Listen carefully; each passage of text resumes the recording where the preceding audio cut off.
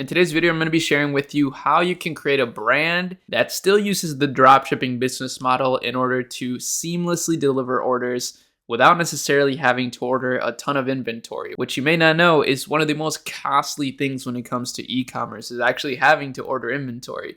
Selling physical products online is amazing, but inventory tends to be one of the worst things about it. And inventory management, all these things are very tricky to get around, and they do require a big investment. So being able to start through the dropshipping business model does allow you to spend more money on advertising, maybe branding your store better, creating your social media more before you actually decide to make a huge investment in inventory. So the brand that I'm going to be showcasing in order to explain this example is called Hoto.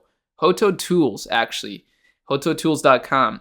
And what they sell is a bunch of different tools, lifestyle tools for the modern consumer. So you can kind of get an idea right off the bat of the kind of products that they sell. It's very minimalist looking products. Nothing too revolutionary, to be honest with you. Nothing that you couldn't necessarily find in terms of the utility of the product at like your local hardware store. But the difference is the design of the products. The designs are very modern looking. As you see, like this toolbox, for example, doesn't even look like a toolbox. This looks like a thermos or something. But when you open it up, it's full of tools. So really, really cool store. And if we actually take a look at their shipping policy, this is why I'm guessing that they're drop shipping. I'm not entirely sure, but their shipping times are pretty long. You know, they're quite long, 3 to 14 days. That's a long range. And this is in business days too. So chances are they have warehouses all over the world with a little bit of inventory in each one. And maybe they primarily ship from warehouses in China, which is very common. Now, their traffic distribution is pretty impressive. In the past few months, they've been at over 100K per month in traffic.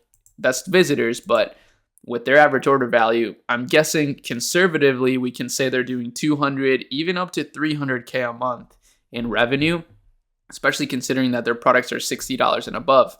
Now, this seems to be one of their best sellers right here. This is actually how I found the brand. I saw an ad of this product, and it looks super cool, right? I mean, it's just like a really cool looking product, $200, so very high average order value. Classic Shopify store. In fact, this template that you see is almost identical to the template that we're using on our challenge store here, that in its first month of infancy, this brand was literally born this month. We're about to do over $10,000, which is pretty cool. But they have some of the classic things that you should include in your Shopify store, which is some really nice high quality images, some upsells, frequently bought together stuff, some badges that just give people trust. This way they can trust your website, right? If they can't trust your site, you can't actually expect to make any money, right? Because people need to trust your site in order to actually make a purchase. And then they just have your classic benefit template, right? On Shopify, on your landing page. This is very commonly done, is you put different benefits of the products, some features here, but mainly benefits as well. And, you know, it just shows you everything that you're going to get with this product, and then some reviews, and then some more products. So pretty simple stuff, right? On Alibaba, you can find a lot of different things like this. For example, you could do the same concept of just modern tools. So classic tools that people use in their day-to-day lives, but with a more modern design. And you could take that concept to the kitchen niche, for example, with tools like these, right? These are very modern looking tools for the kitchen. So these are just ideas that I'm getting as I view this. A lot of these tools seem to be aimed at kitchens, which is really a big niche. Everybody has a kitchen. Everybody cooks. Well, not everybody these days, but a lot of people can cook. And I'm sure they would love to use some very modern, cool looking tools, similar to the reason why people buy these, right? People buy these tools for utility, even though they just look super cool. Now, their marketing strategy is actually quite simple. They're just running it up on social media. So basically what you would have expected, right?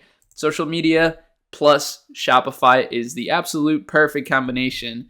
And, you know, you'd be surprised what you can build with just those two things, especially if you combine it with paid media on Meta, which uses machine learning in order to find you customers at the best price possible. It doesn't always work perfectly. But this brand, as you see here, is running a ton of Meta ads, like a big amount, 85 different results on Meta.